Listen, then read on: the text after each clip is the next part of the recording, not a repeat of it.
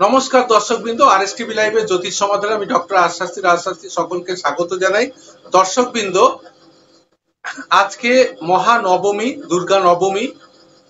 আজকে একটু বিষাদের দিন, কারণ মা 1 বছর পর বাপের বাড়িতে, তার নিজের বাড়িতে ঘুরতে এসেছেন, কিন্তু আজকেই তার শেষ দিন। আগামীকাল বিজয়া দশমী, অর্থাৎ আবার একটা বিষণ্ণতার ছায়া আমাদের উপর পড়বে বা আমাদের মন খারাপের একটা পালা চলে আসবে।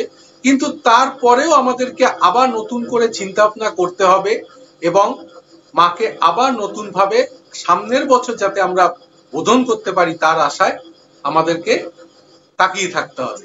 তো এই যে টানাপোড়েন, তার মধ্যেই আমাদেরকে আজকের এই নবমী অনুষ্ঠানটাকে ভালো করে পালন করতে হবে এবং এই শুভ তিথিতে, শুভক্ষণে আমার পক্ষ থেকে এবং আমার চ্যানেলের পক্ষ থেকে সকল দর্শকবৃন্দ, ক্লায়েন্ট, পরিজন সকলকে আজকের এই শুভ নবমী বা শুভ দুর্গা নবমীর প্রীতি, শুভেচ্ছা, আন্তরিক অভিনন্দন। সকলে খুব ভালো থাকবেন, সুখে থাকবেন, সুন্দর থাকবেন, আনন্দ করুন, আনন্দ উপভোগ করুন।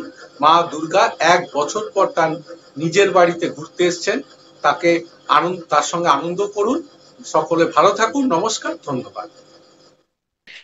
নমস্কার।